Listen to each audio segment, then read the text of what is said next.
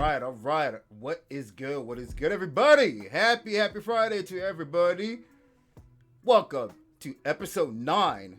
Yes, episode 9 of Chillin Out. I'm your host with the most, Mr. Iceman Prime. I hope you guys are having a good start to y'all's weekend. And the moment you've all been waiting for, over to my right, we got the lovely and talented YouTube partner, Twitch affiliate, Garusi expert. Y'all show your love for the lovely Miss Katie Cole. Not the Garusi expert. I'm dying. I mean, it's true though. It's true. Right. I won't deny it. I can't sit here and be like, no, that's not true. It's extremely true. Yes.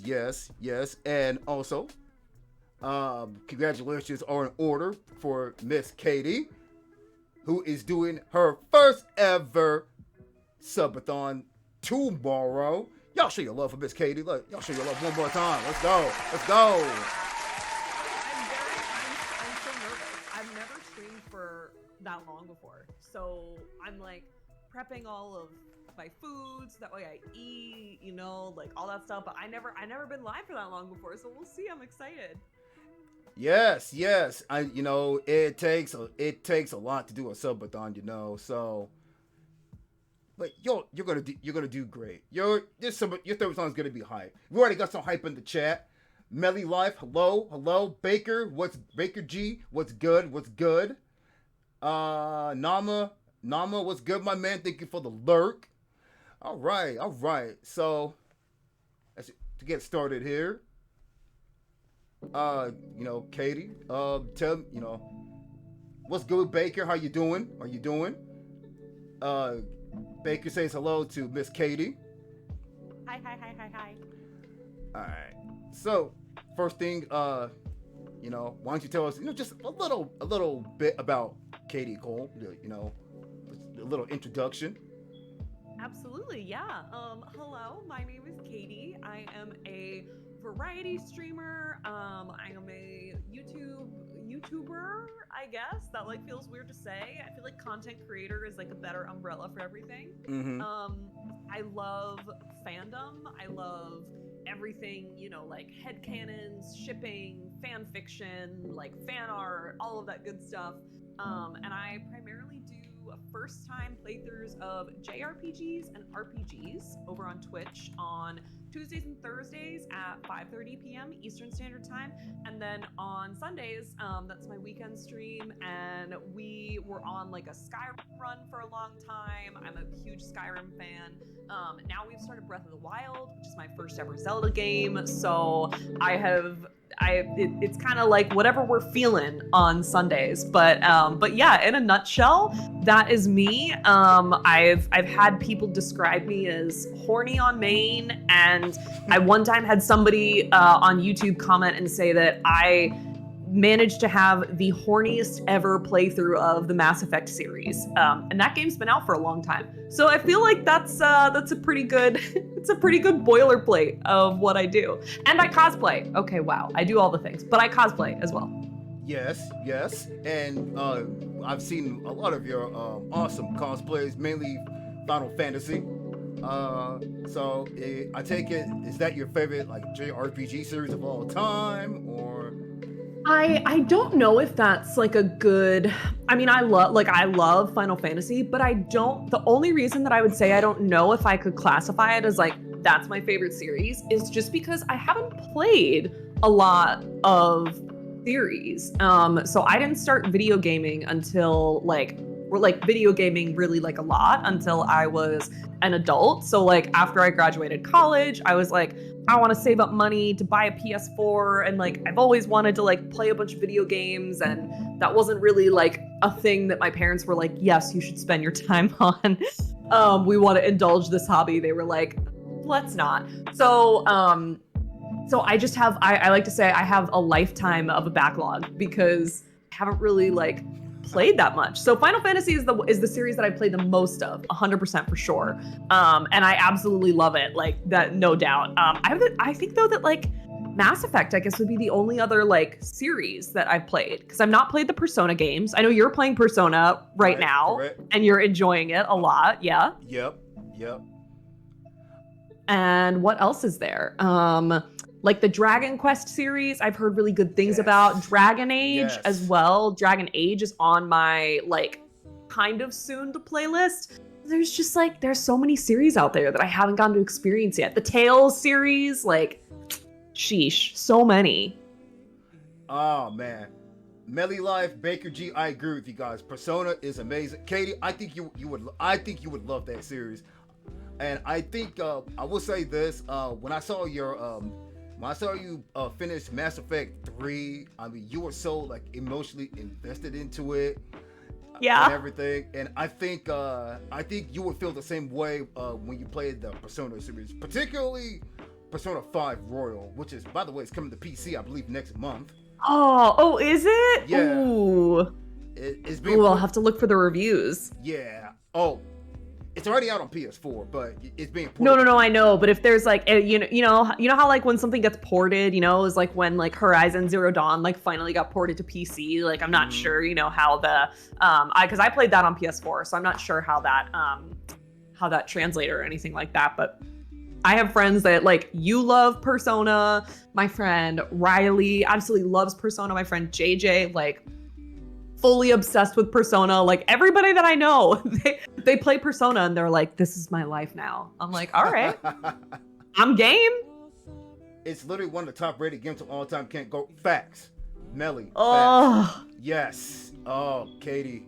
I would love to see you play through that. But I will warn you, it is long. I know that's my only hold up. Iceman, haven't you been playing Persona 5 for like 2 years? Pretty much. So actually, this is crazy. I'm actually streaming. It's actually my second time streaming the game. So when I first started Twitch, that was what I streamed. Then, but at the time, I only had like 2 people following me at the time. Yeah. So when I started getting like a bigger audience, I decided to stream it again from the beginning.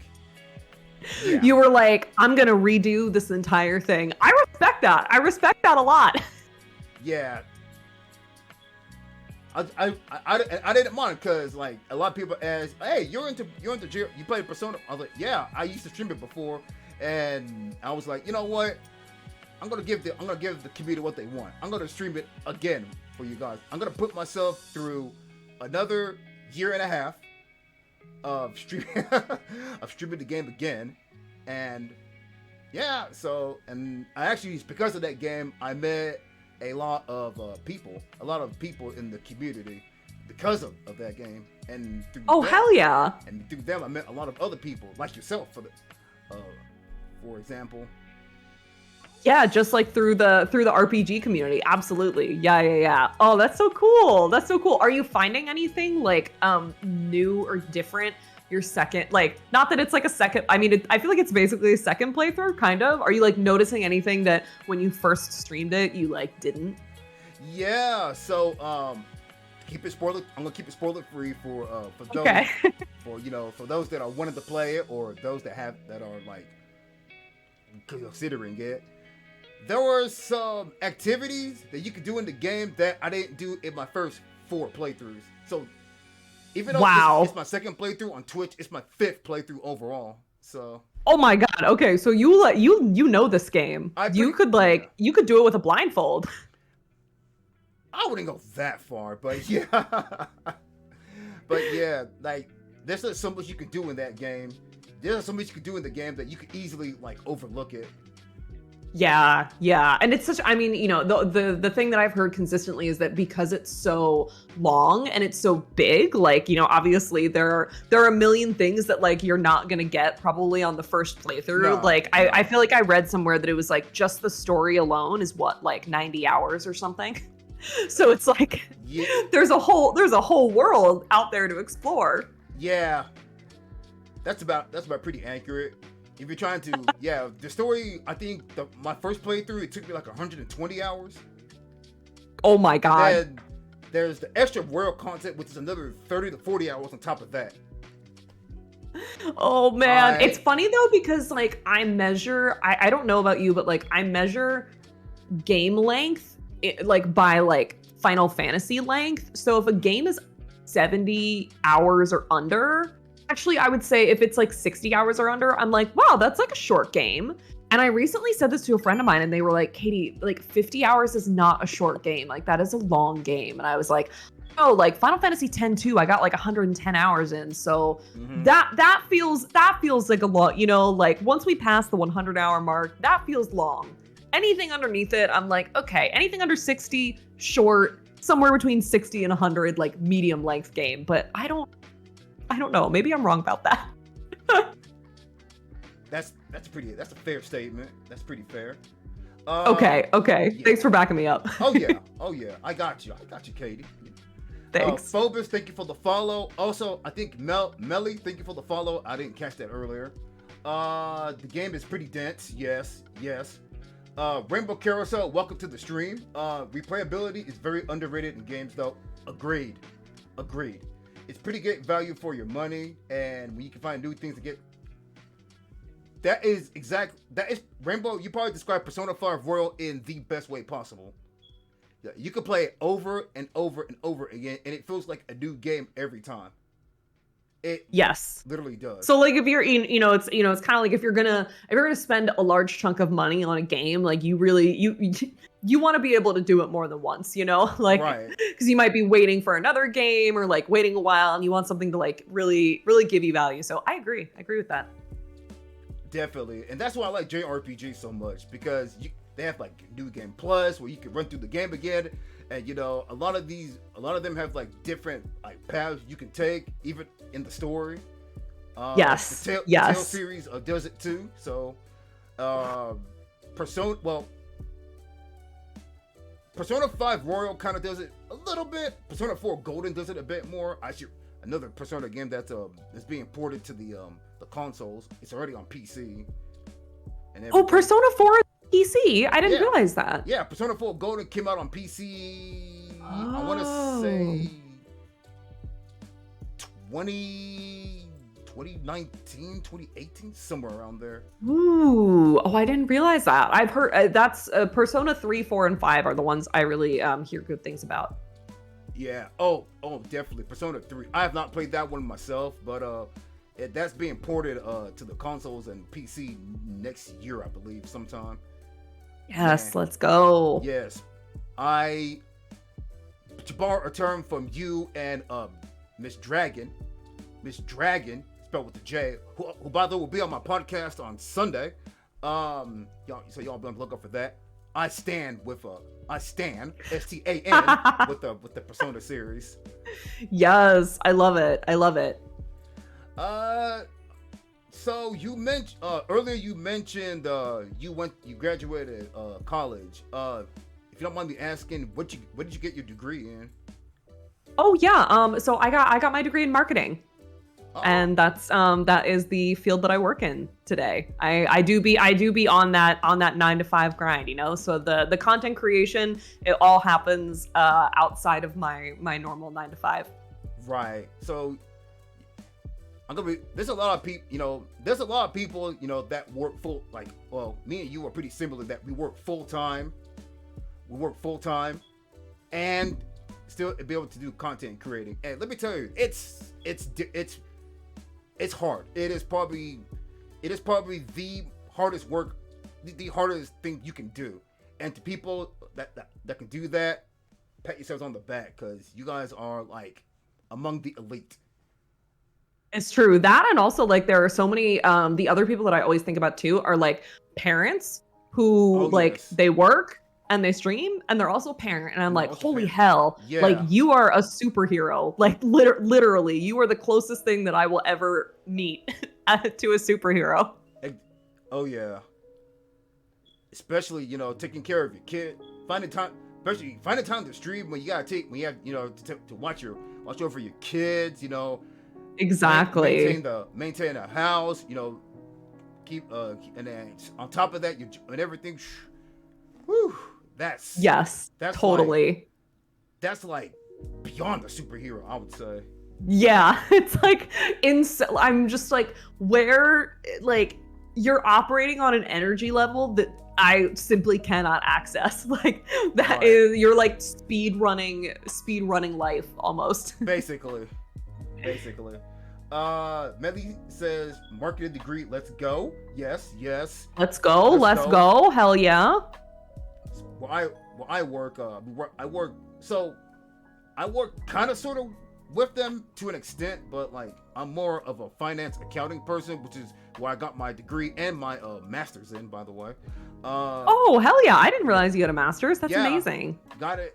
Finished the grad school in 2018, so it's been about 4 years. Oh my goodness, congratulations. Thank you. Accounting was the one class I failed in college, so had to retake that one. It's the only thing I've ever failed, and I was really bent out of shape about it. But yeah. I mean, I passed the second time, so. So like, now that's a subject. That's something for another time. I was gonna ask, but we'll move forward with that. Save that for another time. You're like, I have a lot of questions about that. We'll save that for the next time. Yeah. That's okay. I got you. Yeah. So, Katie, I also wanted to ask. Also, before I forget, Rainbow says, I admire that a great deal, especially bringing a positive attitude and excitement to content after a full day. Yes, and it is so. Thank you.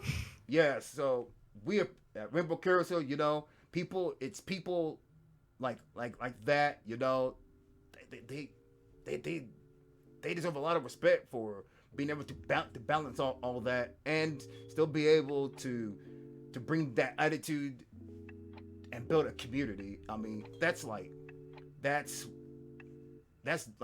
something that's definitely worthy of praise, and it's worthy of respect, and it shows that we work hard for ourselves and for all of you guys.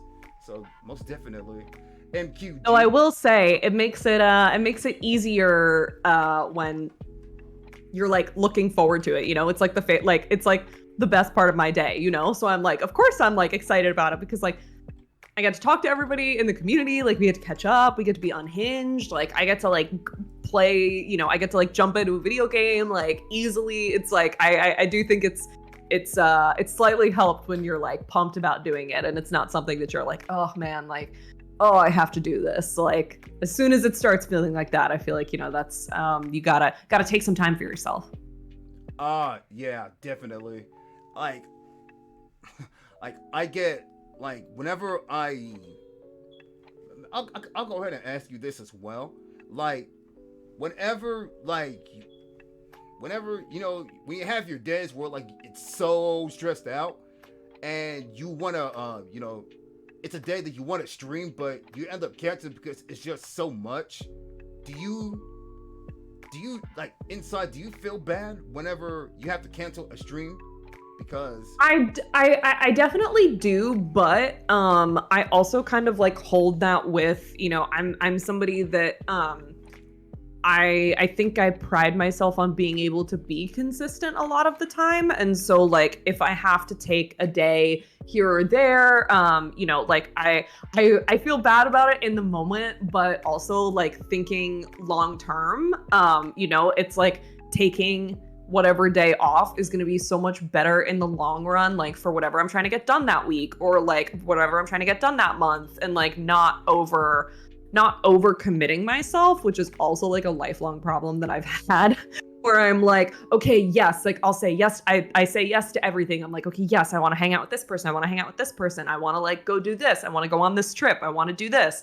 And like something that I've kind of had to learn over the last few years is like being, you still want to spend time with the people that you care about and that are your friends, but like you also need to kind of put yourself and your health first, both physical and mental health, because if I'm not putting it first, then like I can't show up for people the same way that I can if I am like putting my physical and my mental health first and being like, okay, like I'm too busy. Like I really like, I can't do it today. I want to make it work, but I can't.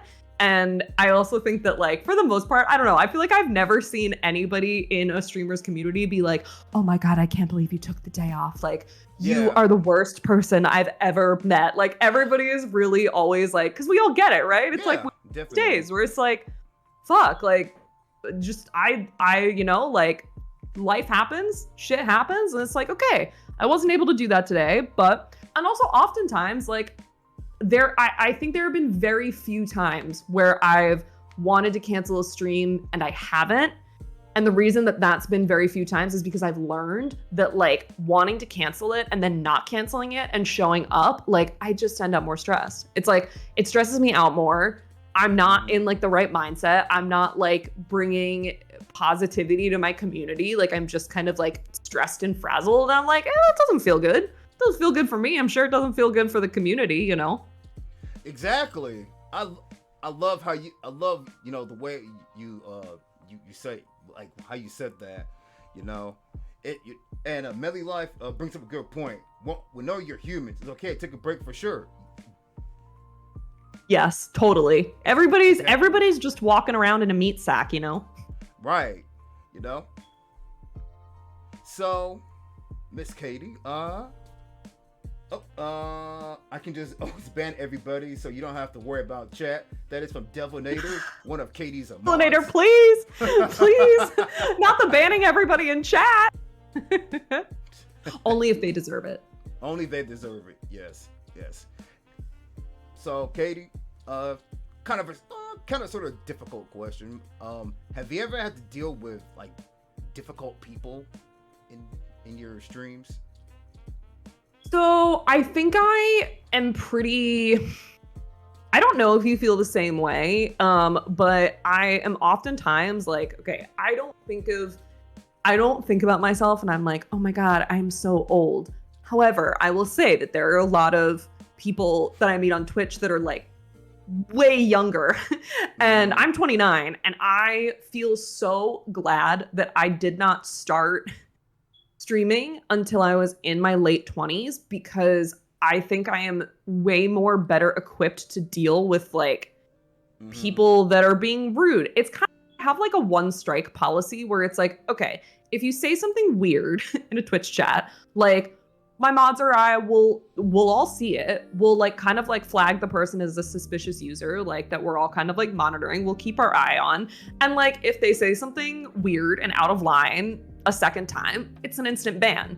And, like, then after stream, I'm gonna go and search their username on Twitter, on Instagram. Like, I'm gonna kind of find every variation of it. And I'm just gonna block, because, like, I'm a big fan of curating your own, like, online experience. And if that means, like, I see a take that I'm like, oh man, like, I really don't fuck with this. This is really annoying. Like, if I see that on Twitter, I'm just like, block. Like, so I think it probably happened a little bit more, like, when I first started out streaming, because there just weren't very many people. Like, I hadn't figured out, like, how to market myself. I didn't really know, like, how to bring people to Twitch. So I was kind of just, like, relying on, people randomly coming into my stream. So I think, like, at that point, I certainly had, like, weirder people, but now it's kind of like, if you say something weird once, like, I'm probably going to say something about it. And if you do it again, then it's a ban.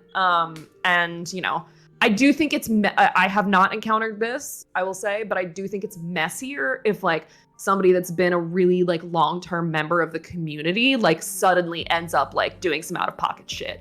That, I think, is harder to handle, but I still feel much better equipped to deal with that. Just at the point that I am in life, like, it's like, I've done years and years and years of therapy. Like, okay, like, I'm like, I can, like, work through any emotions that I'm having with it. Like, I've dealt with, like, harder shit in the workplace and by 9 to 5. Like, I've seen it all. So it's like, if it comes to it, I've at least had some experience with it. And that's why I bring up the age thing. Because I think that if I had started streaming, in my early 20s, I think I would have been very ill-equipped to deal with weird people on the internet and trolls and stuff like that. It would have gone badly. Wow. That was a lot. Sorry. No worries, but wow. I agree. Like everything, like that is very inspiring. That's very informative.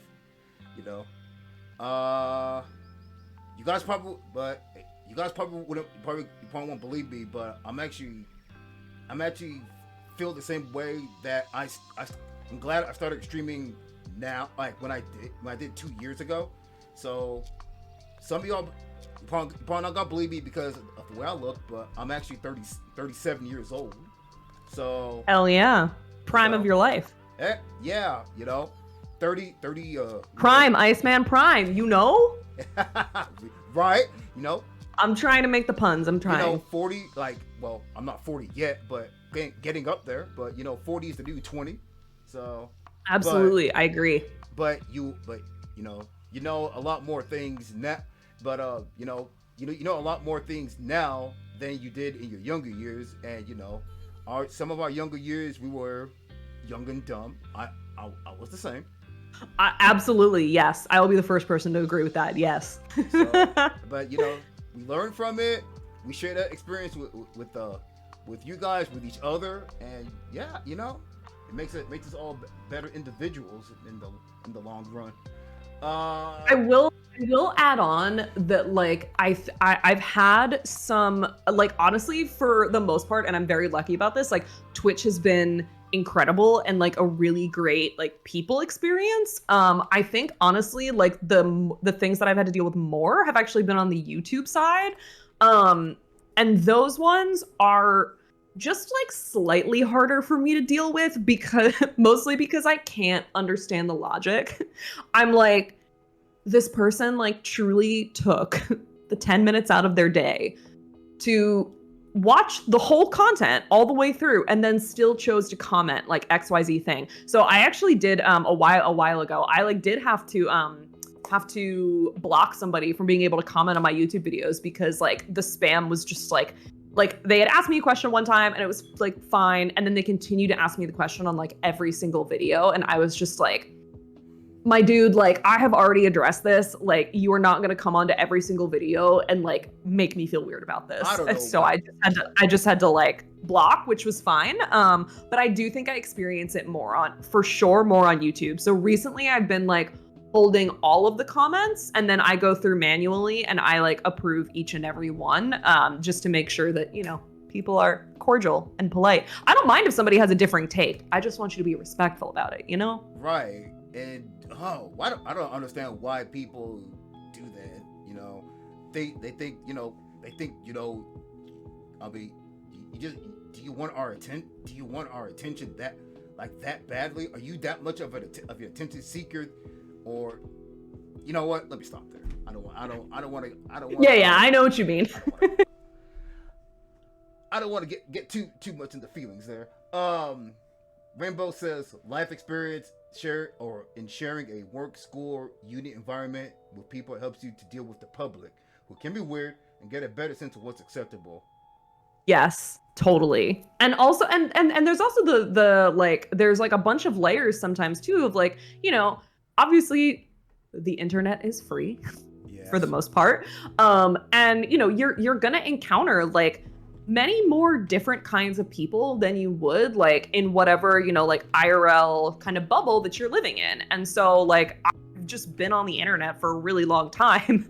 So I you know, if somebody comes, sometimes there are people who come in and like say something that maybe one of my mods flags, and I'm like, yeah, like I also thought that this is maybe weird, but like maybe let's not write them off just yet because like they could have a totally different social understanding than me. Like, you know, like maybe their opening line is like not what mine would be, not what ours would be. So like there's also sometimes just the nuance of like how do people communicate with each other, and you know, oftentimes because you're just going to meet so many different kinds of people online, like you're going to come in contact with people who have different communication styles than you. So you have to kind of like feel out, you know, like, okay, is this person harmless and they just have a different way of communicating than I do? Or like, is this person trying to be a troll?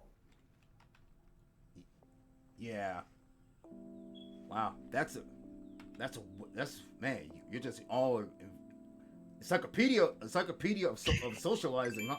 Oh, Don't go by me. I'm not the authority on socialization, but you know, just being on the internet, you see things, you know? man, I tell you right now, you know a lot more about you know a lot more about being social than I do. I would say that much. That's okay. We all come with different experiences. Right. So, I know, I understand, you're an advocate for mental health. So, you know, Hell yeah. big question. So, big question. You know, I've always wanted to ask. You know, what inspired what inspires you to what inspired you to you know, advocate for mental health and everything? If you don't mind me asking that. Yeah. I mean, I think it's probably just like my own, you know, it's kind of like I feel like everybody maybe not everybody has a similar answer. But I feel like a lot of people, you know, it comes from dealing with the similar problems yourself and then like excuse me, coming out on the other side of them and being like, wow, like I hope that, you know, other people know that there's light at the end of the tunnel, or that like, you know, sometimes I say this to my IRL friends all the time, you know, who like maybe don't have as much experience with therapy, or like maybe it's like their first time trying to get a therapist and you know they've never tried it before, and you know they're in their early 30s and they're like, oh, like I went to one and it was awful and so I'm just never trying it again. And I'm like, okay, it will take you like a lot of tries to find somebody that you gel with. Like it's like dating. And so I feel like, you know, my own experiences with it, I never want to be prescriptive for people. I never want to tell them like what's best for them, because at the end of the day, you internally, like you're going to know, if you need to get help, like people around you will have told you, but you're not going to do it until you actually want to do it. Right. And when that time comes, you know, like you're going to go on your own journey. Like what works for somebody else in therapy probably doesn't work for me, and vice versa. But yeah, and I've had just like a lot of really lovely experiences. I had this fantastic time when I was in my early 20s and I had just moved to New York, and I was unemployed, so I had like zero money. It was like the unemployment checks were like paying my rent, like that was kind of it. And I very much like needed to figure out a therapy situation. And I actually found this group. It was like a mood disorder support group, and it was free. It was like peer driven. It was, you know, like it was easy for me to get to. So I like went there and I started like meeting all these other people who, you know, had a bunch of similar issues as me. And I was like, oh, hell yeah. Like I didn't realize that there were other people that felt like I did. Fuck yeah. And so I would go every week and I made like these incredible friendships. And I still like talk to some of them to this day. And there were people of all ages there. So it was like, you know, you could be 50 and in the same group as me. And it was really just kind of like peer discussion. Like, I don't like, it was very much not group therapy. It was literally just like a support group. Like you show up and you know, support each other and you chat through stuff. And so after that experience, I was just like, okay, hell yeah. Like turns out you can connect with people over all these various things. And I thought that was really valuable. And I still think that is valuable. And, you know, I'm not in the place where I need to go to that group anymore, but it was really helpful for me. And so I feel like the same principles kind of apply online. Oh, yeah. But yeah, I never want to be prescriptive to people. That's my only rule, but always here to support whatever anybody like is going through, you know? Oh, definitely.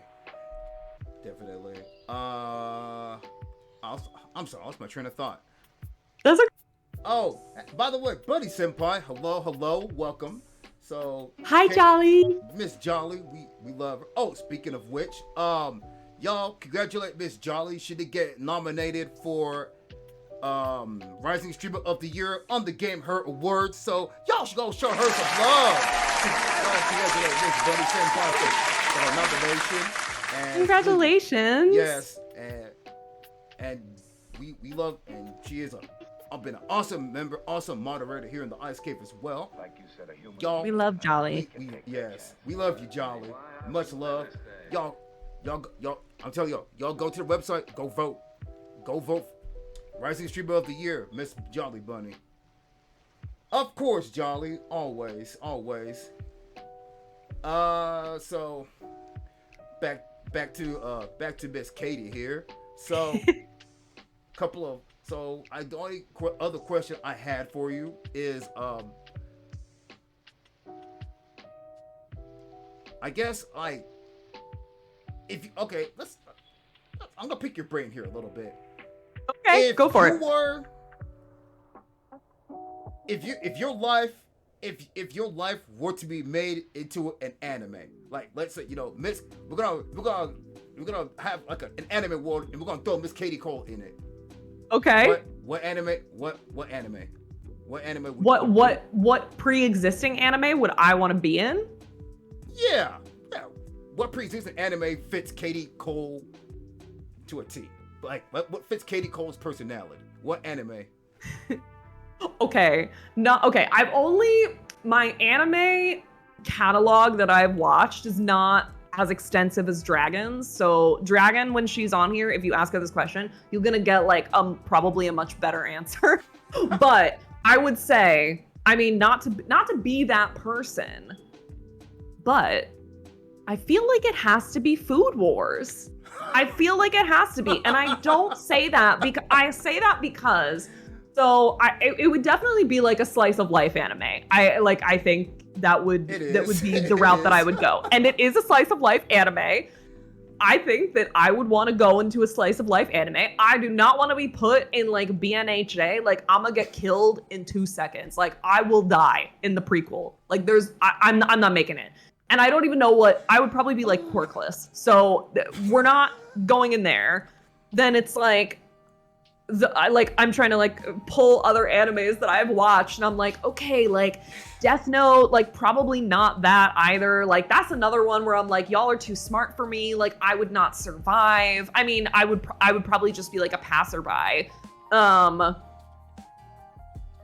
Beastars? Maybe Beastars actually.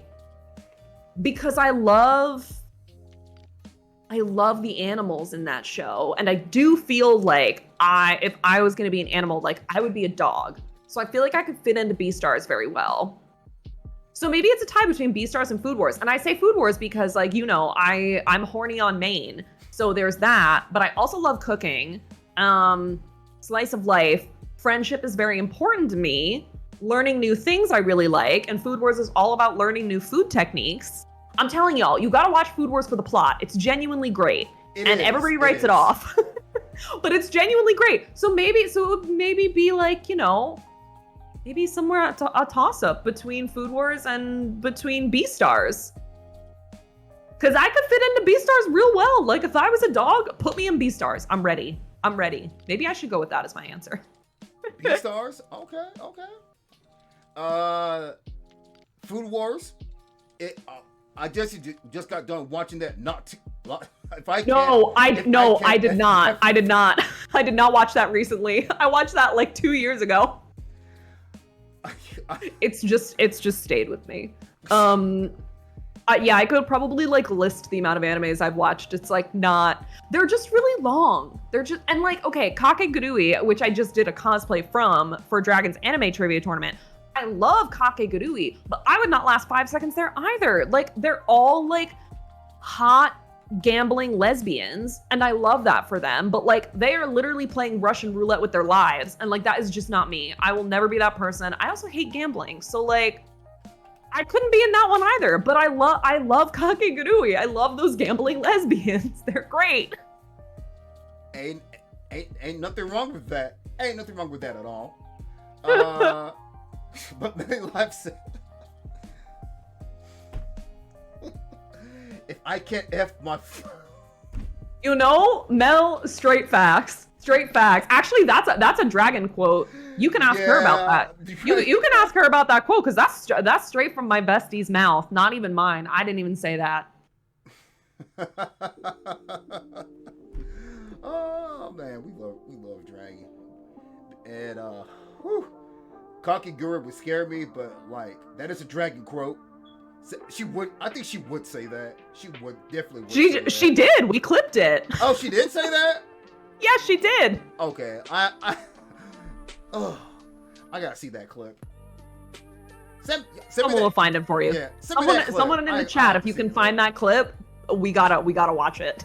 Oh yes, we definitely got. I have to see that. Oh, that's. Whew. Yes, we love drinking around here. Kakaguri. Oh, Kakaguri. Did I say that right? Yeah. Kakagurui. You said that right. I would be in house of debt. Yeah, exactly. Me and Baker would be the same. Like, I would become a house pet, and that is not the life that I would like to choose for myself. So, bad vibes. Yeah. All right. I want to make sure I didn't miss it. Baker says, I want to say JJK, Jujutsu Kaisen, because I want curse energy, but I just died. Ooh, yeah. JJK is so good. It's so good. Oh, thank you, Devlinator. Yes, look for the clip, please. Yes, please. Oh, we have a question from Miss Jolly Bunny here. Katie, can you teach me Japanese? I can help. I can point you in some good directions. I can also like maybe be a conversation partner. Jolly, you can help me not lose my Japanese. You can like once you learn it, then we can start doing like little conversations together, and then both of us will like slowly improve over time. So yes, I can tell you where to start though. Kind of. Do you speak Japanese? I do. I studied it from when I was in first grade. That's when I started learning. And then I learned, I did a minor in Japanese in college. And so I studied all the way through basically from when I was like 6 until I was like 22. And so the reason that I say that I'm always like, I can like point you in the right direction. It's because we started learning, hiragana. That was like one of the first things that we started learning. And so when you're that young and you're like learning a new alphabet, like then it basically becomes muscle memory. So like hiragana and katakana to me feel like it's the equivalent of kind of like writing English, but kanji, my kanji is probably like at the level of like a first grader's at this point, because when you don't use the language every day, like it does deteriorate obviously over time. But that is why I only watch anime subbed, not dubbed. I do not watch dubbed anime.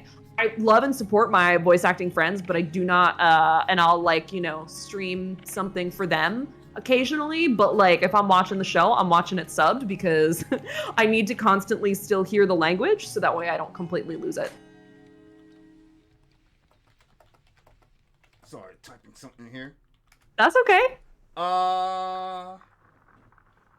Everyone says Melly says Katie is so effing cool. Yes. Thanks. Yes. That's nice. Oh, we got the clip. So we got the clip. Yeah, here we go. Here we go. Guys. All right, give me 1 second here. I have to add the source here. Oops. Nope. All right. Give me 1 second. I have to add the source. Emotional damage? Not the emotional damage. All right. Give me a second. I can't have my food. It was a good day. It was a good day.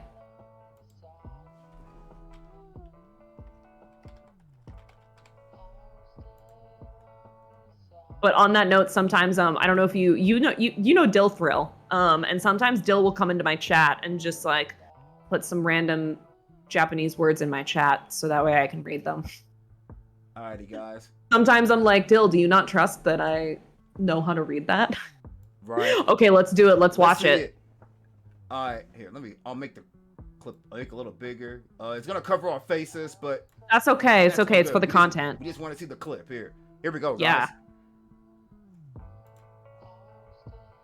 Okay, that's a bad idea. There we go. There we go. There we go. Not the emotional damage. Is this really? Just eat your food like the good Lord intended. Literally never, dude. If I can't fuck my food, then I don't want it. If I can't fuck my food, then I literally don't want it, dude. I literally don't want it.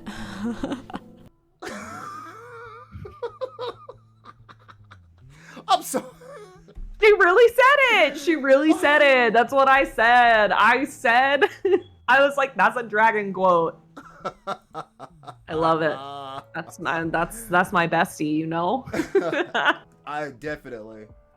By the way, You said dragon is your bestie. How did you and a dragon meet? We met on TikTok.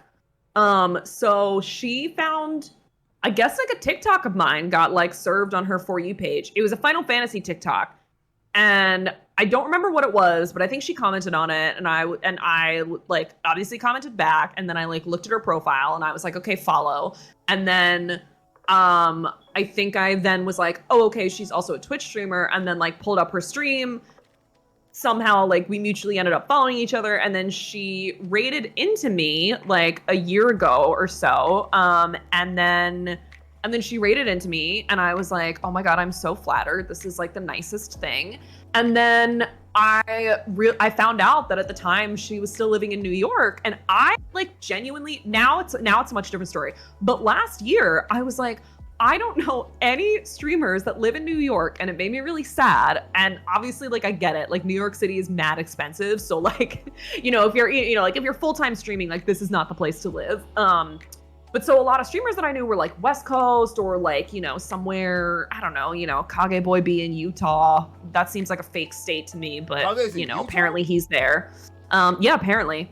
And so I just, like, so I was like, oh my God, finally, like, like a streamer that seems really nice, and we like the same things, and like we like similar games. So I Twitter DM'd her, and I was like, hey, by the way, like I'm in New York too, if you ever just like want to meet up and hang out. And she was like, oh my god, you're in New York, like bet, let's do it. And then we went out for drinks, and we stayed out for drinks for like 9 hours, and we got very drunk, and then we've been like best friends ever since. So, and ever since then, I'm like, nah, like I am keeping a drink tally. Like we sat down at the bar. The problem was we sat down at the bar. We weren't standing. We sat down and we just ended up talking for like hours. And then when we stood up, we were like, oh, fuck. Just been drinking for a while. So that's the story. That's the story. Speaking of dragon, she just popped up in the chat. She's here. Oh, hi. Yeah, that's right. Stand, I did put a Band-Aid on her hand. Yeah, she fell. She's clumsy IRL. And she was like, look, what happened to me? She like came back from the bathroom and her finger was bleeding. And I was like, girl, hello? I was like, get a fucking Band-Aid. She was like, ooh, woo. And I was like, I'm getting you a Band-Aid. And that's what happened. Aww. And that's how Katie and Dragon met, everybody. That's it. That's the meet cute you all were waiting for. Yes. Katie is mommy, Dragon says. True. Hey. She's also mommy though. Hey. So it's double mommy hour, you know? Mommy hour, yes. Real friends dress your wounds, yes. But can we get one more shout out for Kate? Oh, not Katie. I didn't mean it like that. For Dragon, give the shout out. Can we get one more shout out for Dragon, please? Yo, you know, Dragon is a real, much like Katie. Dragon is a real one, and if y'all ain't following her, she is. What are you doing? What are you doing? She is like the stan of stans. She's the Katie Cole stan. She's everybody's stan. More so Katie Cole, but you know what? And she's incredibly nice. And she is one of the nicest people you will ever meet. And as I said before, she will be on my show on Sunday. So yes, yeah. So we got the two mommies kind of sort of back to back. Hell yeah, as it should be. Oh yeah, hell yeah. And you know, Dragon has the honor of being my last guest for my first season of Chillin' Out. So oh hell yeah, yes. It's gonna be a good episode. I can't wait to tune in. I'm very excited. Yes. I cannot wait for this one either. It's gonna be a lot of fun. Yeah, I'm actually having a lot of fun with this one as well.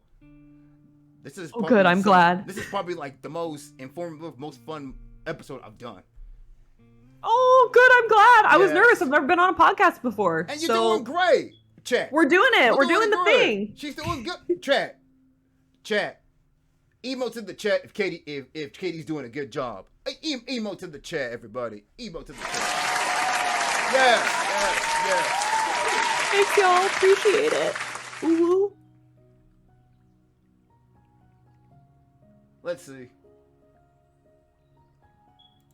this is probably my favorite emote of yours, Katie. Oh, which one? Oh, the Nya. The dragon made that emote, actually.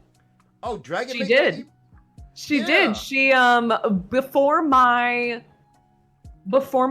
birthday stream, and again, this is like very much, you know, I really appreciate her. Like, she is so willing to like help people out with whatever they need, like no matter kind of who you are. And like before I was gonna do my birthday stream in January, it was like when animated emotes had like just come out, I think, and she was like, you should get some animated emotes so that way like people can put them in your chat for like birthday hype. And I was like, well, like the stream's in like a few days, so I don't like, I'm not gonna have time to like commission anybody. And she was like, no worries, like bet I'll just like do it for you. And I was like, what?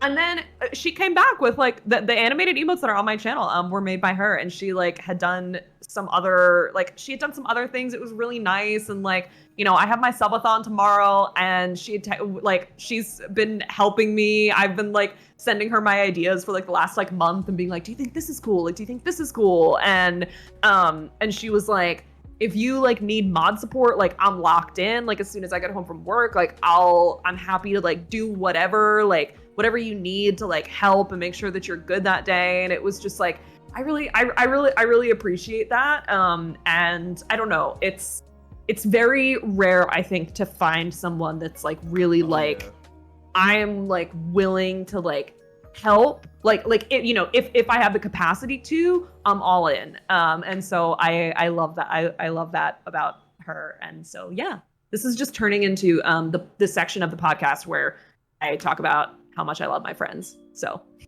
and you really do, and you know, you really love your friends, and that's something rare that you see in a someone who generally respects and loves their mods, their community like you do. Look, I always say I'm like a golden retriever. I'm like the most like loyal person ever until you fuck up. Exactly. And then I will never forget it. Mm-hmm. I might move on, but I am never forget. I'm like the friend that's like, if you like get, I mean, and thankfully none of my friends do this, but you know, if like back in the day, if someone was like, oh, I'm like thinking about getting back together with my ex, and I'm like, oh, are we forgetting the entire laundry list of things that they did to you that I will reiterate to you and make sure, like, have we solved those problems? Are they actually solved? Or like, are we just pretending that like they're going to be solved? Because then I'm like, okay, either way I'll support you, but like I just need to know like what somebody else's expectations are. So anyways, I'm very, very loyal until you fuck up. Until you mess up. And then it's like, Katie Cole's incredible friend confirmed. Yes, she is. That is a W friend trait. That is a real friend. Yes. Look, yes. sometimes like I'm the same way where it's like sometimes you're like, oh man, like I don't want to hear the shitty thing. Although I do think that that's really good in friendships sometimes, like when you're communicating. And like even in relationships too, it's kind of like, okay, I don't need any advice right now. I just need to vent to you. And like, that's it, you know? So like being able to say that too. I know that like sometimes my friends and I are like, okay, not looking for advice. I just need to tell you, like, I just need to rant about this thing that happened. And I'm like, okay, bet, let's go. Like, I'll hype the rant up, you know, like I'm here for it. But then, you know, when you are looking for advice, you're like, hey, okay, I actually need advice on this thing. And I think that's very helpful. Yes, definitely. Devonetta says Katie is a Hufflepuff. I am a Hufflepuff. Yes. Fuck J.K. Rowling, but I have, whenever those like what is it called? Pottermore. Yes, Pottermore. Whenever that like official website came out years ago, the Sorting Hat quiz, which is supposed to be like the official Sorting Hat quiz, I always be getting Hufflepuff, and that's fine with me. I think that the second place was always Slytherin because I am extremely ambitious and I love to work, and I love to achieve goals. But first is always Hufflepuff because of the loyalty thing, for sure. Yes, definitely. So, Rainbow, you're Slytherin, Baker's Gryffindor. Oh, we be getting all the houses in here. Is anybody Ravenclaw? These are all Harry Potter references. Yeah. Yes. So, are you a big fan of the Harry Potter series?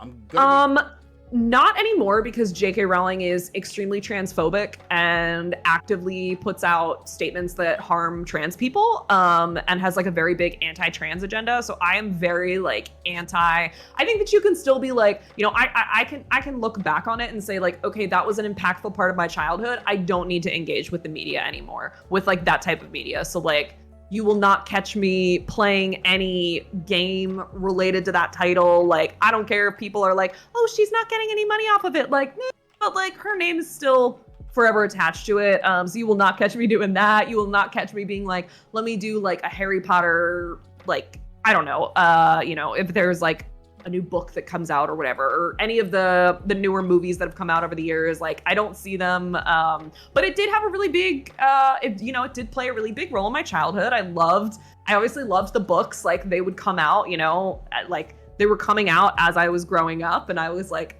my dad would go out the morning of the release at like, cause he would wake up at like 5 a.m. and then he would like go to like a Target whenever it opened and he would get 2 copies, like one for my mom and one for me. So that way by the time that we woke up, we could like start reading the books. And so like, yeah, I absolutely loved it. I like created like my own like original character in the Harry Potter universe, like all of that stuff. Like my friends and I had like our original characters and we would like write fan fiction about them. We would like create scenarios. We would like role play as them sometimes. Like, it was a big part of my childhood. But at this point, like, when the creator does so much harm, like active harm to a community that is super important to me, I'm like, it ain't for me. It ain't for me. Yeah, Seth, her latest book was absolutely fucking yikes. Yikes. Yeah, I agree. What was the name of the recent book?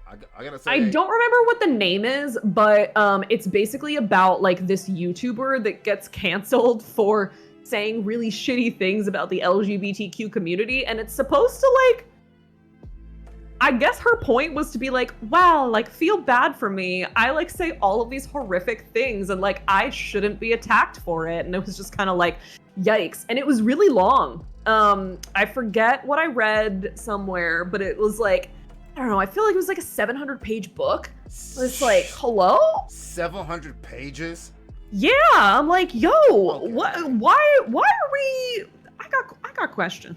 I gotta see that. I have read a boatload of needless to say, I've read a boatload of Harry Potter fan fiction, and was, active in the fandom back in the day. But the chapter is behind me now. I definitely would like anyone who talks bad about the LGBT community. Yeah, it's just bad vibes. It's the cutoff. It's kind of like about any community in general. It's just kind of like, I don't understand, I guess, like how people have the energy to care that much about like care in quotes, like about what other people who are just trying to live their lives are doing. Like it doesn't impact you. It has zero impact. So I'm just like, why are we putting the energy in this? That's like kind of where I've just never understood people who are shitty to other communities. I'm like, this literally doesn't impact you. Why? Yeah, exactly. Anyway, I just looked it up. It's called the Ink Black Heart, I believe. Yeah, the Ink Black Heart. Interesting. And it's 1,024 pages. Yeah, see, why? 1,000 pages? On what? On like, ooh, on harmful shit?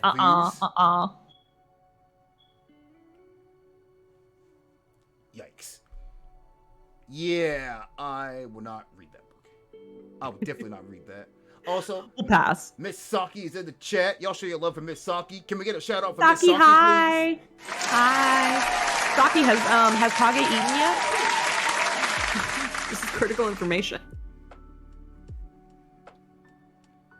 We love Saki here too. We love Saki here. We do. Thank you for the shout out to Saki, Miss Jolly. All right. Now we have come to the point of the stream where the guest, we're gonna flip the script. Katie, you get to ask me a question. So the floor is yours. Okay, all right. I've thought about this. I thought about this because you told me that I got to ask a question, and I was like, oh my god, this is gonna be so hard. Like, what am I gonna ask about? There's so many possibilities. Okay, I have landed on, if you could experience any video game that you've played for the first time again, only one. If you could only experience one out of any of the video games you've played again for the very first time, which game would it be and why? Ooh. No one's ever asked me that one. That is a very good question. Hell yeah. Hell yeah. Whew, okay. There's a lot. And I have an answer too. I've prepared an answer as well. So we, Ooh, okay. I can play it again, but it can play it again for the first time. It can only be one game. Yes, it can only be one game. All the others, you've played once, and you don't get that first experience again. Okay.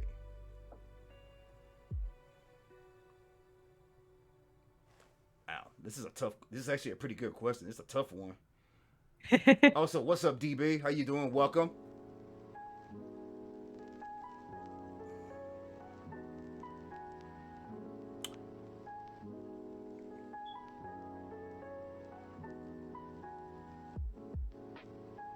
Man, this is a tough one. I have three, but I can only pick Okay, one. okay, yeah. I can only pick one. So If it makes it easier, you can give me your top two. If it's like a tie between two, you can give me the two. I'll let you do that. Oh, okay. It would be between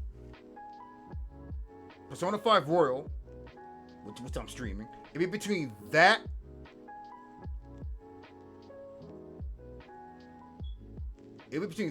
and Super Mario 64. It'd be between one of those two games. And okay. So Super Mario 64 is because hey, Jolly, can you allow that automod's being pretty dumb there? Automod gives me so many problems. It flags the weirdest stuff. I'm like, isn't this supposed to help me? Yeah, automod can be a bit sensitive sometimes. Yeah. But yes, Super Mario 64, just because that was literally like I'll allow it. There we go. Super Mario 64, because that was like, oh, you're on mobile. Oh yeah, so she won't be able to. So the mods you can't see on mobile. Okay, I got you, Jolly. So Super Mario 64, because like that was like, so I was in the games before Super Mario 64, but Mario 64 is what solidified gaming for me. Just exploring the worlds and everything, and collecting the stars and everything. Like, and I just like I like to explore, and I just like to explore and visit. I like to explore and see new things. So I assume you would enjoy you typically enjoy open world RPGs. Yes. Yeah. Yes. I pretty much enjoy any type of RPG, but open world and like kind of like life simulating. Ooh, yeah. Okay. Kind of a little bit like life simulate would be like my kind of choice of JRPGs, which is also why I would say Persona, because I can relate to a lot of the things that you can do with controlling with your daily life, dealing with society and changing, your actions can change society, and totally. And not going I guess kind of going against the norm of society, and stuff like that. Yeah. That's why those two would probably be the ones I would experience again for the most. And amazing. Hell yeah. That's a great answer. I love that.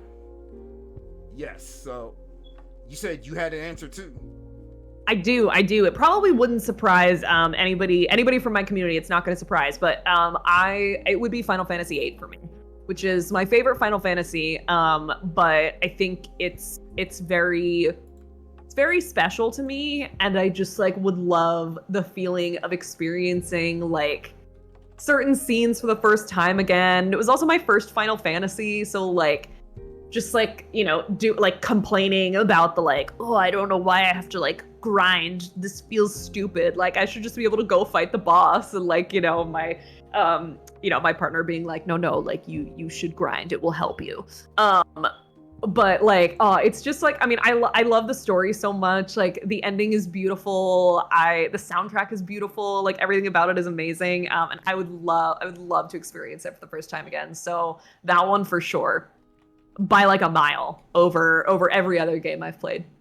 Even Mass Effect, because Mass Effect hurt me so bad in the end that I'm like, I don't know if I'd want to willingly go back and re-experience that for the first time. Like that shit hurt. Yeah, I remember I was watching you cry on stream when you finished Mass Effect 3. Common occurrence, but yes. Yeah. You know, when you get so emotionally invested in a video game, now, I mean, it's like it's the best wholesome feeling in the world when you're watching someone that is so emotionally invested in a video game, and they're let out their genuine feelings. It's something special. Yes, absolutely. I'm also like a big crier. So it's very easy for like any type of media. If it's making me feel any type of way, like there will be tears usually. I mean, like I still sometimes just to feel something, I will go look up the ending segment of Final Fantasy VIII, and like it still just makes me cry. Like I watch it and I'm like, this is so amazing. It's so good. Yeah. But so I do cry very easily, but I agree. Like I've certainly played games where I don't cry at the game. I don't think any of those games have been played on stream, but I promise you they exist. Like I had finished Horizon Forbidden West recently, and I did not cry at that ending. I didn't cry at Horizon Zero Dawn though either. There wasn't really anything for me to cry at. It wasn't very sad, It's a nice ending. I have not played so I haven't played Forbidden West, even though I have a PS5. But you got the PS5? You're strapped. Yeah, I got very lucky on that. I had a friend who somehow got a second PS5, and he was like, "Yo, you still looking for a PS5?" I was like, "Hell yes." Oh my god. I was like, "Hell yes, I'll sell it to you. Same price for text, everything." I was like, "Here, take my money." That is incredible. That is truly incredible. I love that. What a real one. What a homie. He is a real one. He is. DB has a question for the both of us. Have either of you played Breath of Fire 3? What is that? No. I know. Tell me more. Yes, DB, enlighten us. Cause I've heard of the game, but I have not played it. Rainbow says I didn't necessarily realize how easy Katie cried to a Mass Effect 3.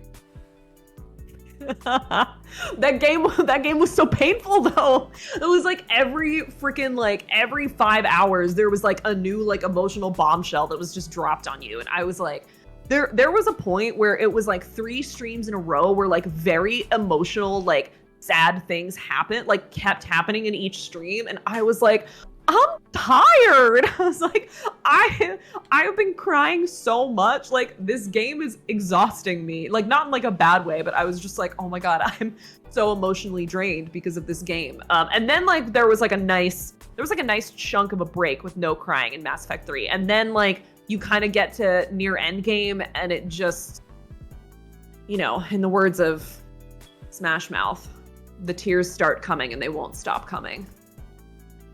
Got you. Hey Jojo, what's up? Welcome to the stream.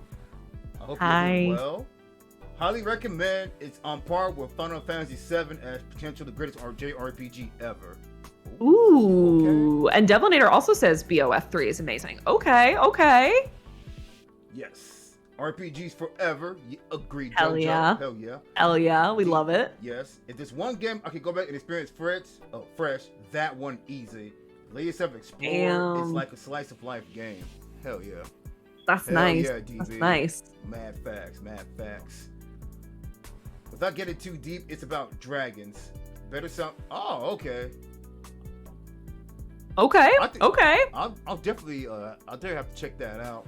What I know, Yeah, absolutely. it's on PlayStation, I believe, right? Is it on Is it available on 1997 PS1? So, DB, is it available like? Is there a way to play it on modern consoles, or do you? I guess or do we have to use an emulator? I guess. I do find there are a lot of older games that I really have high interest in playing, but you know, unfortunately, like with a lot of them, it's kind of like you either need the original hardware, which honestly kind of expensive. Like people be selling this shit for like a lot of money. A lot of money, yeah. A lot of money these days, or you know, like emulation is the next best route. But I definitely like as somebody that quite thoroughly enjoys like an older. I don't really know if it's like, oh, like I'm like a retro game enthusiast. It's just that I've never played an older game that I didn't really end up loving. And I feel like a lot of people's barriers to older games are like, oh, like the graphics suck. And I'm like, yeah, but the story is so good. Like the story is so good. Like just forget about that and like, you know, enjoy the delightfulness of the fact that like the graphics are old or older. But yeah, I guess that like that can be kind of off-putting for people. But I know that like I think it's called Legend of Legaia, I think is what it's called. There's like that Legend of Dragoon. There's like a few others that I would really like. I'm dying to play, but there's no way for me to play without emulating, which is obviously like a whole nother. Gotta like dedicate some research and time to that for sure. Right. Jojo just mentioned that earlier. Legends of Dragoon, Dragoon.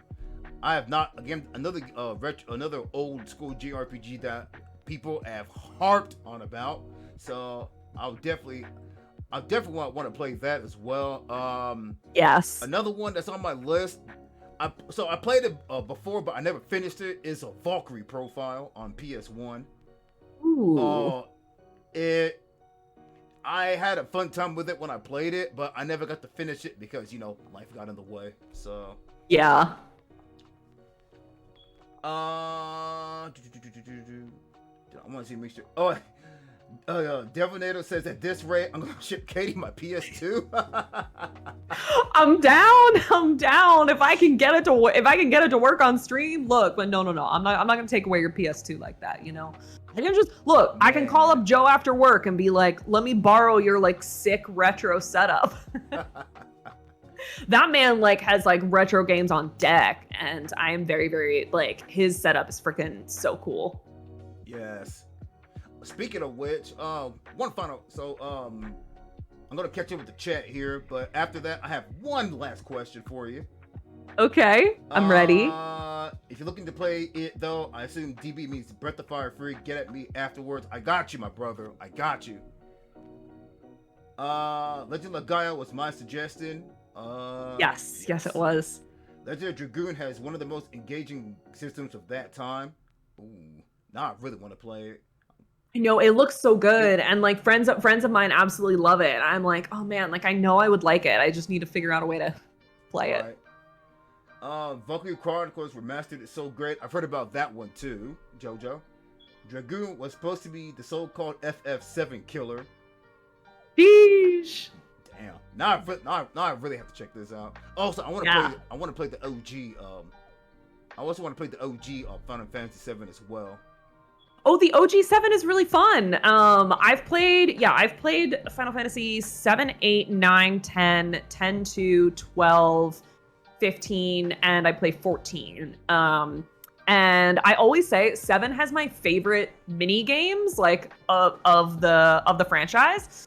Which I feel like is criminal to say as somebody whose favorite Final Fantasy is 8 and like people love Triple Triad. My gaming sin is that because it was my first Final Fantasy and I didn't know what I was doing, I did not play any Triple Triad. So like I'm basically just a fake Final Fantasy VIII fan. You can't really even call me a fan. Look at that, you have it!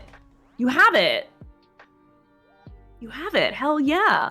I mean, and you know what? 7 was short too. I accidentally 100%ed OG7. I did not mean to. I did not set out to do that, but it just like kind of accidentally happened. And it only took me 70 hours, maybe 60 hours. It was very short for a 100%ing. Cloud, there he is. Yes. Well, this is the remake. It was, but like that's pretty short, you know, for a Final Fantasy and to 100% of Final Fantasy, like it was very short. Yes. I'm actually. This is so. I've told everybody. This is actually so. Okay, this is actually my first ever Final Fantasy. Is that the remake? This is the remake. Yes. I have not played the remake. I have not played it. It's on my backlog, but. Wow. No, I'm waiting for it to go on sale because I refuse to pay like money, $70 for it. $70. And I wanted to get it on PC, and it's ported now to PC, I think. Yes. But also I heard very mixed things about it. I know it changes a lot of the story. I'll definitely still play it. OG7 though was not actually one of my favorite Final Fantasies. I didn't have a bad time with it by any means, but that is also like my super controversial like Final Fantasy opinion that I know a lot of people disagree with. But just personally for me, like it wasn't like it's not in my like top 3. That doesn't mean that it's not very good. And it doesn't have like a really engaging story and had characters that I absolutely loved, but like it didn't really land in my top 3 for me. So that's also kind of why I've been waiting, because I'm like, I know that I'll have a really good time with it because it looks so fun. Like the combat system looks fun, the graphics are awesome. Like it just like looks like a fucking fun time, which I'm very thrilled about. But I'm just like waiting until I get through all the other like Final Fantasies that I'm like a little bit more excited about until I get there. Did you play the Yuffie DLC? Because I heard that DLC fucked in a good way.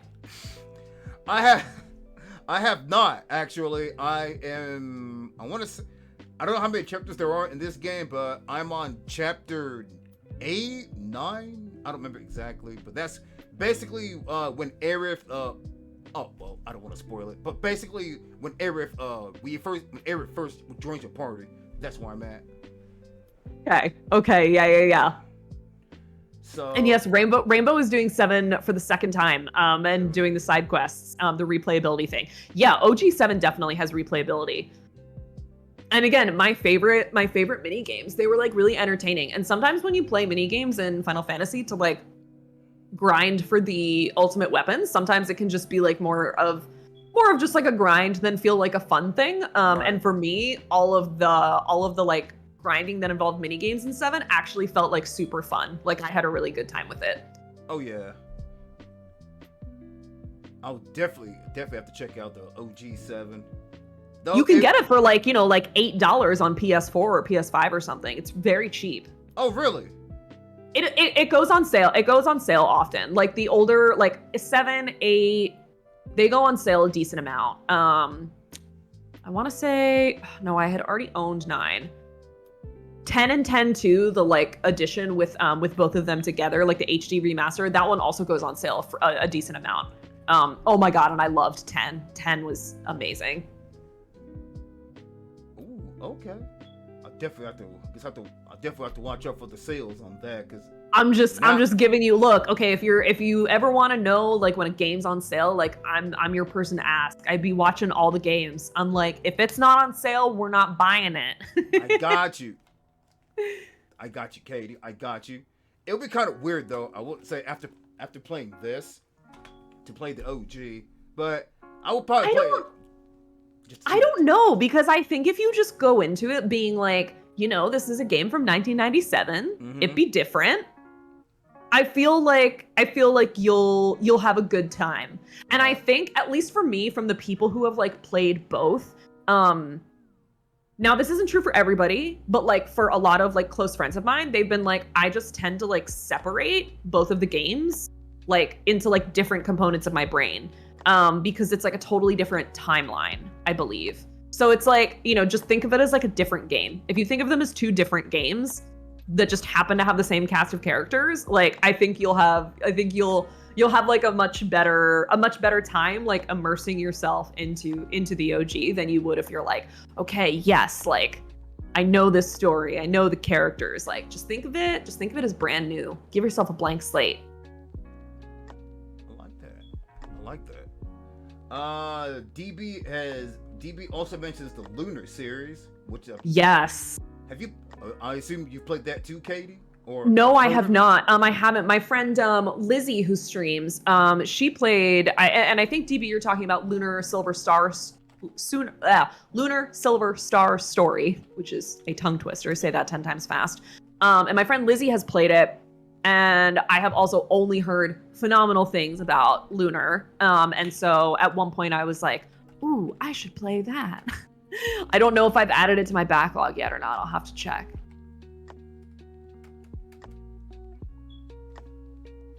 I'm trying to shout. I assume you're talking about Lunar Lizzie, right? Yes, I am. I'm trying to shout her out. She's so great. It's shouting me out instead. I don't know why. That's okay. It's okay. Anyway. The thought was there. But yes, Lunar Lizzie. I actually met her not too long ago. Love her. She's so nice. Very. Yeah, Lunar Triple S complete on PS1, and then Lunar 2 Eternal Blue complete on PS1. Okay, yeah. Yes. All right. So I said before, I did have one final question. Okay, hit me. I'm ready. All right. So your setup behind you. Well, actually, I have two questions. Your setup behind you. First of all, the Pokemon plushies. Y'all can see they are right there. Yes. So, tell me, what is your favorite Pokemon? So what would be the first Pokemon that comes to mind whenever someone mentions Pokemon? So, I'll preface this by saying I have never played an actual full-length Pokemon game from start to finish. I'm sorry, it's my toxic trait. They're just really cute. But I played so much Pokemon Go when it came out in 2016. I played so many hours because 2016 was also that was the same time where it was I was unemployed, I was absolutely broke. I truly was too broke to literally ever leave my house. It was not good. So something that was free and that I could do within the vicinity of I couldn't even take the a subway trip is $275. I was I can't even do that. That's out of my budget. So I could walk and I could go, I could walk to parks, I could go to Central Park, I could go to New York has a million parks. So I was hell yeah, Pokemon Go. That was the best way to get me out of the house. I was getting the sunshine. It was fighting the depression, all of that. I was walking with my little Pokemon buddy. And it was amazing. I had the best time. I loved Pokemon Go. My phone ended up not being able to handle all of the draining of the batteries. So after a year of playing Pokemon Go, it was okay, I kind of had to retire that. And then I did try to emulate Pokemon Red, I believe, on my on a MacBook in 2014. It did not. I want to say I played an hour of it. That's how far I got. So that's my context. My first true Pokemon game is going to be Pokemon Scarlet Violet, which comes out this fall, which I'm really excited about. I cannot wait for that one either. I cannot wait. But in terms of the Pokemon that I have always, there's 3 that I have always loved that I'll take for my Pokemon Go phase. Bulbasaur. I love Bulbasaur. I just really love him a lot. You can't see it in this frame, but I do have a little plant pot that's Bulbasaur, and then his bulb is a cutout where you can put a succulent in. So I have that. I also have a Magikarp hat, which is a channel point redemption in my stream. You can redeem me wearing the Magikarp hat for 10 minutes. I love Magikarp, and I love Magikarp because it shows that with enough time and hard work, you can become the strongest version of yourself. It just takes Yes. time. It just takes time. And I absolutely fucking love that. And also Magikarp's really cute. Like, I love his little splash. It's so cute. And then obviously, Eevee. I love Eevee for the same reason that I'm sure a lot of other people do, which is that like you can be anything you want to be. And you can choose whatever you'd like to be, and you can change that at any time, and like that's okay. And just because you might look a little bit different, it doesn't mean that you're not you. You still have, your same core values, your same beliefs, everything like that. So sorry to cheat on that question, but there's 3 of them. Oh, no worries. That I love them. I love those. OC Lionheart, welcome, and says you're a real one for Magikarp. Thank you. Magikarp deserves more recognition. TB says, I low-key thought she was gonna say, with enough hard work, you two can become a destroyer of worlds. I More mean, wholesome than that. yeah. I mean, it's true. It's true. You can, but it was more wholesome than that. Right. Alrighty. Oh, sorry. I had another question. So, Yes. I can see that you have a little kind of purple motif going in your stream setup. Is that your favorite do. color? It absolutely is. Yes. And I feel like I, at some point in my life, like felt a lot of stress about when people would be like, what's your favorite color? And I'm like, oh my God, I don't know. Like, I don't know. Do people have a favorite color? And at some point in my life, I was just like, hey, you know what? Like, yeah, sure. Like, I really like purple. Like, that's good. And so now it's like, the stream lights, the fans inside my PC. There's like there's light up fans in my PC. Those are purple. The theme color of my of my Twitch channel, it's purple. My phone case, it's just like, it's easy. Wow, my phone is so dirty. I'm so sorry. Please don't judge me. But, and now it's like come full circle because I am a huge BTS fan. And BTS, like their fans army, like our color is purple. And so all BTS stuff is like always purple. And they will always do like purple light up stuff. And so it's really just come full circle. And I'm like, okay, hell yeah. Love to see it. I love a full circle moment. Oh yeah. DBS, is your shirt purple? No, unfortunately, the sick irony of it all is that I dislike wearing color. I just mostly wear black. I mostly wear black because, I know it's guaranteed to look good on me. And I'm like, it's always going to go together. If I do wear color, it's like green. It's like a deep green because I feel like it goes with my, like, it pops on me. But other than that, or like maybe sometimes blue, sometimes. I really struggle with wearing things that are not like either black or like at least neutral. But that is also, I think, just truly like that's a New York City byproduct. That truly is. But no, this is a Fall Out Boy shirt and it's black. Black fit is also universal blind facts. It's true. It's true. It is true.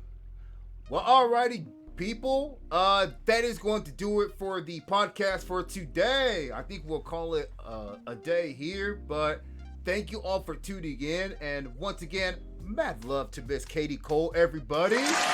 Thank you so much for having me, Aisha. This was so fun. I am like so honored that you asked me to be on this. Thank you so much. I really, really appreciate it. You're a phenomenal host. Thank you. Appreciate it.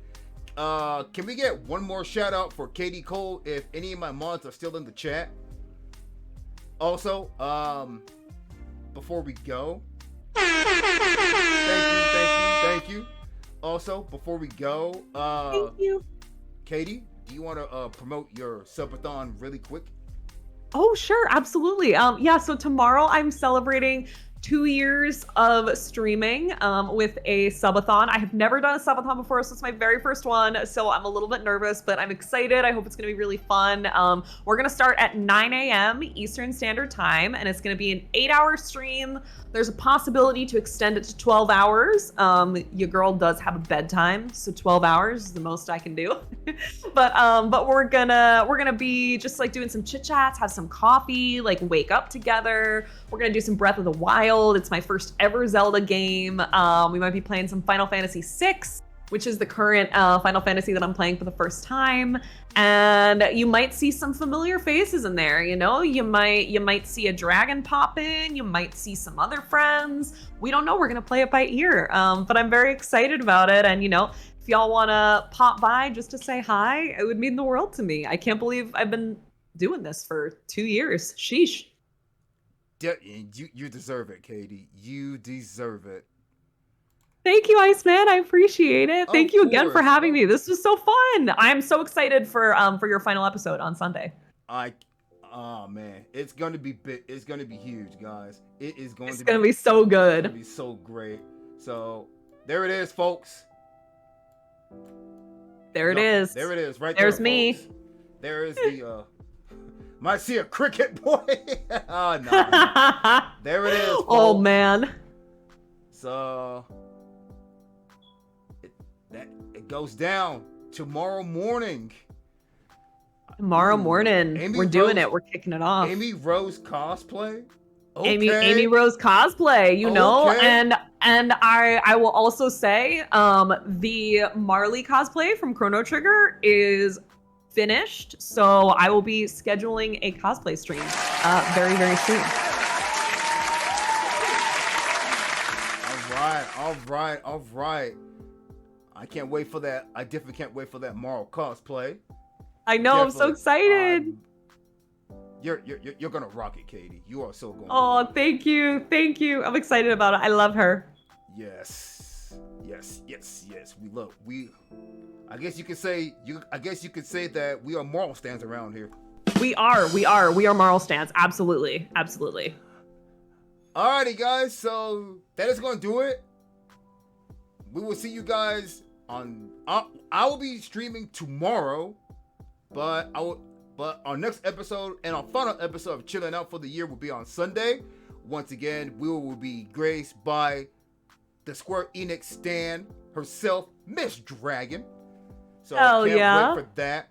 And so before we go, Katie, this is something I like to do with all of our guests.